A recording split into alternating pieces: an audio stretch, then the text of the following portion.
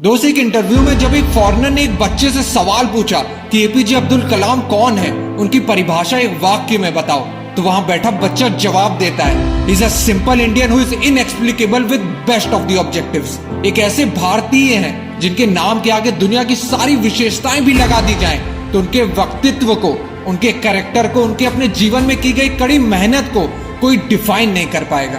नमन है ऐसे इंसान को जिनका जन्म तो गरीब परिवार में हुआ, पर उनके सपने किसी पैसे के मोहताज नहीं थे। जो 1 घंटे फ्री ट्यूशन पढ़ने के लिए 3 बजे सुबह उठ के नहा धो के 4 बजे अपने टीचर के घर पहुंच जाते थे। जिनके पास सपनों के नाम पे बस देश के लिए कुछ कर गुजरने की चाहत थी और दौलत के नाम पे बस किताबें।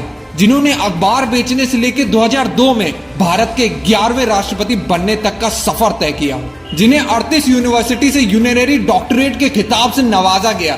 एक ऐसी हस्ती जो 26 मई 2005 को जब स्विट्जरलैंड में लैंड करता है, तो उस दिन को उस देश में साइंस डे घोषित कर दिया जाता है। पद्म भूषण, पद्म विभूषण, भारत रत्न, जिन्हें भारत के 3 सर्वोच्च सिविलियन अवार्ड मिल चुके हैं। उनका पूरा जीवन ही हद पार मेहनत करने की परिभाषा है। दोस्तों, आज उनके जीवन का ये किस्सा सुना के तुम्हें अपने सपनों के लिए हद पार मेहनत करने के लिए दिल में आग लग जाएगी। दोस्त, कलाम जी का बचपन से सपना था एयरफोर्स ज्वाइन करने का, और फिर उन्होंने अपनी स्कूलिंग खत्म करने के बाद Madras institute of technology MIT university join की, जहां वो अपने 6 दोस्तों के साथ एक प्रोजेक्ट में फाइटर एयरक्राफ्ट बनाने के डिजाइन पे काम कर रहे थे। तभी उनके प्रोफेसर श्रीनिवासन उनके प्रोजेक्ट रिव्यू करने के लिए वहां पहुंच गए और प्रोजेक्ट का डिजाइन और प्रोग्रेस देख के उनके टीचर कलाम जी से बहुत निराश हो गए और कहा, मैं तुम्हारे काम से बहुत निराश हूं कलाम, और मुझे तुमसे अलग और बेहतर डिजाइन की उम्मीद थी। कलाम जी ने बहुत सारी प्रॉब्लम्स जो एयरक्राफ्ट को डिजाइन करने में आ रही थी वो बताने की कोशिश की, पर प्रोफेसर ने एक भी ना सुनी।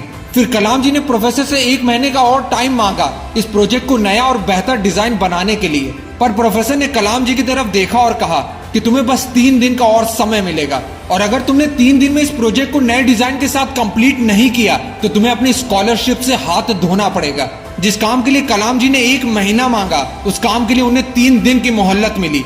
वहां कोई भी होता तो उसे इम्पॉसिबल, ऐसा तो हो ही नहीं सकता बोल के टाल देता और शिकायत करता। शुरुआत में कलाम जी थोड़े निराश जरूर हुए, क्योंकि उनकी पढ़ाई और उनका सपना दोनों स्कॉलरशिप के पैसों पे टिकी थी, पर उन्होंने तुरंत सारे नेगेटिव थॉट्स हटा के 3 दिन के लिए मेहनत की सारी हदें पार करने की ठान ली, और पूरे 3 दिन और रात बिना सोने और खाने पे ध्यान दिए सिर्फ अपने प्रोजेक्ट पे काम किया। उनका सिर्फ एक ही लक्ष्य था, अपने प्रोजेक्ट को 3 दिन के लिए सिर्फ कंप्लीट ही नहीं, अपने प्रोजेक्ट को कॉलेज का सबसे बेस्ट प्रोजेक्ट बनाना। और 3 दिन के बाद जब प्रोफेसर ने कलाम जी का प्रोजेक्ट देखा तो वो एकदम शॉक्ड हो गए और खुशी से कलाम जी की पीठ थपथपाई और कहा कि मैं जानता हूं कि 3 दिन का टाइम देके मैंने तुम पे बहुत प्रेशर डाला, लेकिन मैं जानता था कि तुम में काबिलियत है। बस ये देखना चाहता था कि तुम में मुश्किल वक्त को सहने की क्षमता है या नहीं, और तुमने खुद को साबित कर दिखाया। दोस्त, कलाम जी कहते थे, one who breaks the limit of their imagination और the one who create history. Imagine the impossible. अपनी सोच की कोई सीमा मत रखो, तुम असंभव भी कर सकते हो। मनुष्य को जीवन में कठिनाइयों का सामना करना पड़ेगा, क्योंकि सफलता का आनंद उठाने के लिए वो आवश्यक है। दोस्त, वो एक दिन था जब कलाम जी ने अपने कॉलेज प्रोजेक्ट में फाइटर एयरक्राफ्ट का बेस्ट डिजाइन बनाया, और ये खुद के सपनों पर विश्वास और कड़ी मेहनत ही थी। जब कलाम जी के जीवन में वो दिन भी आया जब 6 महीने की हार्ड ट्रेनिंग के बाद रियल Su-30 फाइटर प्लेन को उड़ाया और अपने बचपन के सपने को पंख लगाया। दोस्त, जीवन ऐसा जियो कि आपके मरने के बाद भी लोग आपको सदियों तक याद रखें।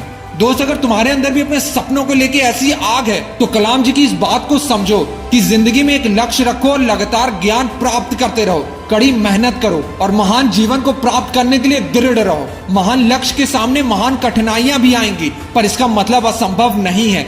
इसका सीधा मतलब है आपको कड़ी मेहनत करनी पड़ेगी, और तुम्हारी मेहनत ही तुम्हारे कल के सपनों की चाबी होगी। दोस्त, हद पार मेहनत करने के लिए खुद को तैयार रखो, क्योंकि जिस दिन तुम्हारी मेहनत का सिक्का उछलेगा उस दिन हेड भी तुम्हारा होगा और टेल भी तुम्हारा। कसम खाओ कि अपने सपनों के लिए मेहनत करने के लिए हर हद पार करने के लिए तैयार रहोगे। जय हिंद, जय भारत, जय कलाम जी। मिलते हैं अब नेक्स्ट मोटिवेशनल फ्लाइट के साथ। This is Ashish, bye bye.